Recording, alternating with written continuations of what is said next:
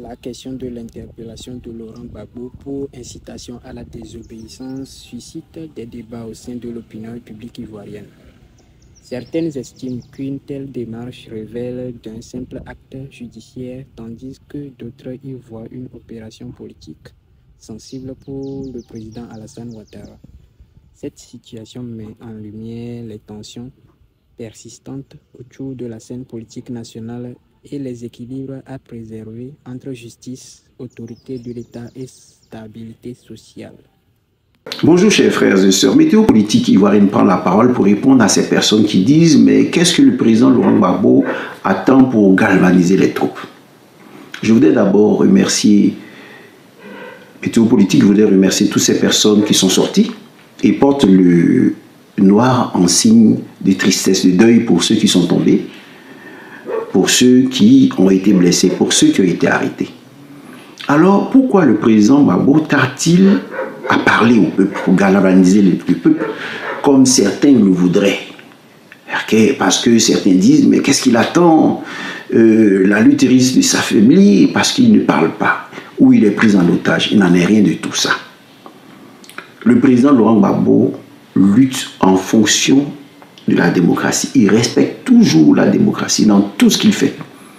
Voilà pourquoi il est sorti victorieux de la Cour pénale internationale. Parce que tout ce qu'il a fait avant de se retrouver à la Cour pénale internationale était conforme au droit. Même quand il défendait le pays conformément au droit, à la constitution ivoirienne. Vous voyez? Et même quand il a admis la candidature de Ouattara, c'est parce que le pays était menacé, l'intégrité territoriale du pays était menacée. Donc il a utilisé l'article 48 comme président pour préserver la paix, pour ne pas qu'il y ait une guerre religieuse entre musulmans chrétiens. C'est ce qu'il a fait. Alors il fait tout selon le droit. Alors cette lutte que nous sommes en train de mener se fait aussi en fonction du droit.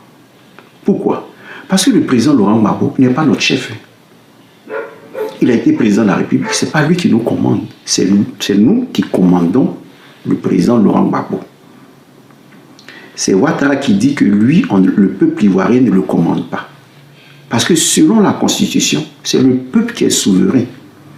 Donc le président Laurent Gbagbo est notre employé, nous sommes ses employeurs. Il a travaillé déjà pour nous, on a vu que le travail qu'il a mené est bon, voilà pourquoi nous voulons qu'il revienne. Parce que lui, au moins, le contrat qu'on a fait avec lui, il respecte le contrat.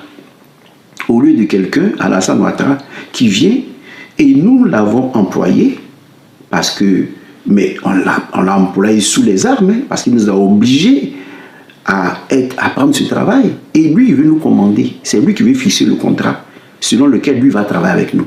Toi, tu embauches quelqu'un, selon lui, puisqu'il dit il a été élu démocratiquement, mais tu viens. Au lieu de travailler selon le contrat que nous, on a établi, toi, tu veux faire ton contrat et tu vas travailler en fonction de ce contrat. Donc, nous, en tant qu'employeurs, nous disons à celui que nous avons embauché que nous ne voulons pas de lui. Vous voyez? Donc, le président Laurent Gbagbo, c'est nous qui l'avons embauché. Ce n'est pas lui qui nous a embauchés. Donc, qui est fâché? C'est nous qui sommes fâchés, non?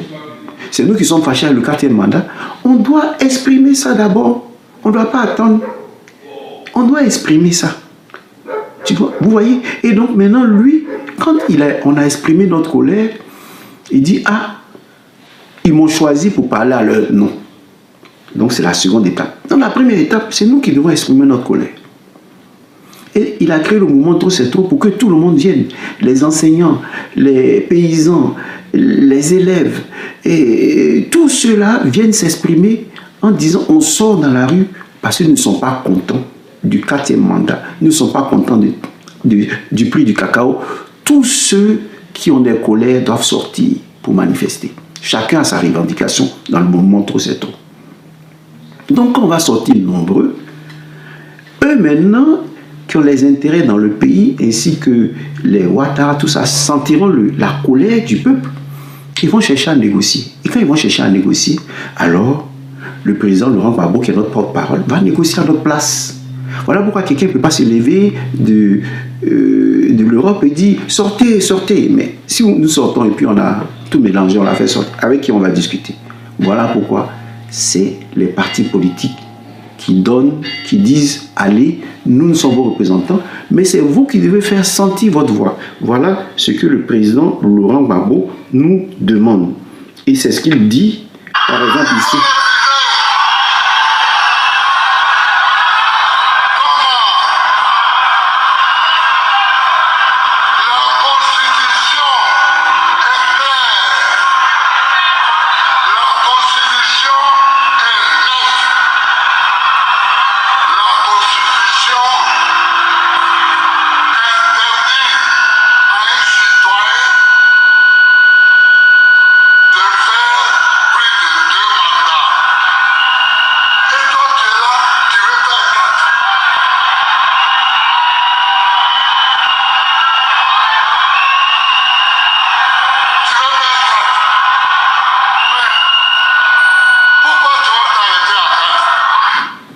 Vous voyez, donc ici, lui est notre représentant. Il a été président de la République. Il connaît la Constitution. Et il nous éclaire, il nous dit, ah, refusez. Hein. Vous voyez, c'est le mot d'ordre qu'il a donné, refusez, refusez le 4e mandat. Donc nous sommes dans la rue, nous sortons pour refuser. Maintenant, regardez les étapes. Quand nous sortons pour refuser, qui parle d'abord? Ce n'est pas les représentants du parti. Il y a des gens qui disent, mais où est Stéphane Kipré, où est telle personne, où est Damana Picasse, où est telle ou telle personne, où c'est Biko, Lago Fabrice et tout ça. Ce n'est pas là leur moment. Leur moment n'est pas arrivé. Vous voyez, dès qu'on les convoque, on les arrête. Donc, pour le moment, c'est nous qui devons dire, nous ne sommes pas d'accord. Le PPACI a dit, il lutte pour les droits des hommes, de l'homme, pour les droits de nos militants qui sont emprisonnés. Qu'est-ce qu'ils ont fait? Ils nous ont frappés. Ils nous ont frappés le 11 octobre. Vous voyez? Alors que eux, ils sont limités par la Constitution qui dit que seul le peuple peut exercer la souveraineté, sa souveraineté. Ce n'est pas un parti qui exerce sa souveraineté, c'est le peuple. Voilà pourquoi, dans un premier temps, c'est Puchéri Bali qui est sorti, qui a parlé au peuple, qui a dit, c'est notre droit constitutionnel que de marcher. Nous, on vous indique l'endroit et vous vous assurez l'ordre. Mais maintenant que vous n'avez pas assuré l'ordre, on va sortir sans vous dire, parce que quand on vous dit où on va, vous nous attaquez, vous nous blessez. Donc, comme nous sommes le peuple, le pays nous appartient, on va sortir et manifester. Voilà ce que vous devez comprendre. Et au moment opportun, le président Laurent Gbagbo dit, lui, il attend son moment pour sortir. Mais pour le moment, on ne doit pas attendre de lui quelque chose. Il dit refuser. Mais ils vont faire un communiqué. Dans le communiqué, puisque moi hier, j'ai dit, ah, si vous continuez, puisque à cause de vos biens, vous nous faites du mal, eh bien vos biens vont aller en fumée. Celui qui comprend, comprend. Celui qui a des oreilles, comprend. Le parti a fait un communiqué pour dire non, soyez calme. Ne mettez rien, ne brûlez rien, ne faites rien. Allez dans le cas manifester.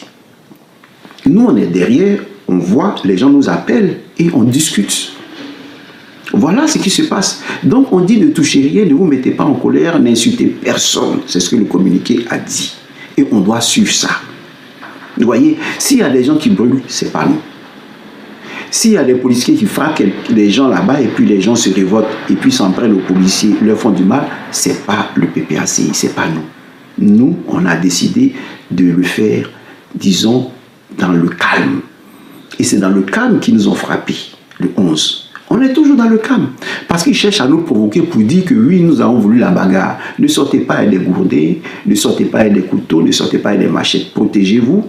Sachez vous défendre, comme le disent certains, en vous mettant ensemble. Ne sortez pas seuls. Mais le président Laurent Gbagbo dit, et il faut que la communauté internationale et nationale sache qu'on doit marcher pacifiquement. Vous voyez? Donc, ici, le procureur ne peut pas venir contre nous pour dire, oui, votre liberté d'expression est limitée. Lui, son pouvoir est limité par la Constitution parce que c'est nous le peuple, c'est nous qui sommes souverains. C'est nous qui devons exprimer notre souveraineté. Mais lui, il ne respecte pas notre souveraineté. Donc, c'est une première chose que vous devez comprendre. Donc, la première stratégie, c'est qu'on a gagné Ouattara déjà parce qu'il est venu contre les droits de l'homme. Alors que la commission lui a envoyé une lettre pour dire qu'il faut répondre aux accusations. Eh bien, il n'a même plus besoin d'envoyer une lettre, de répondre, parce que le président Laurent Gbagbo a montré à travers notre manifestation du 11 que celui-là est un brigand, c'est quelqu'un qui est violent. Voilà, et c'est lui qui a envoyé la guerre en 2010. Il a prouvé, parce qu'il ne veut pas aller aux élections tranquillement, il veut encore une autre guerre. Si tu as gagné des gens, mais mets-leur non, pour qu'ils aillent aux élections, non. Et il dit oui, les gens ont peur de l'affronter. Non, les gens n'ont pas peur de t'affronter parce qu'on sait que si on met ton nom et on met le nom du président Laurent Gbagbo, à la fin tu as dit que c'est toi qui as gagné les élections, on va retourner en 2011. Non, on ne veut pas de ça.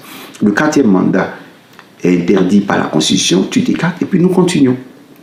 Vous voyez, maintenant, là, c'est la stratégie gagnante. Vous voyez, on vient de vaincre. Maintenant, un deuxième élément que je voulais vous montrer. Le deuxième élément, c'est quoi? Les gens qui ont parlé Soro, pourquoi Soro est avec nous? Mais sachez que c'est Soro qui a fait qu'on n'a pas vu qu'on était attaqué par des étrangers. Parce que lorsque le président Laurent Gbagbo a demandé que les Français, selon les accords militaires, viennent combattre les rebelles, ils ont dit non, il y a Soro au milieu de vous, c'est Soro qui dit qu'il est le chef des guerres. Donc comme il est le chef de la rébellion, on ne peut pas, les accords ne peuvent pas intervenir. Vous voyez?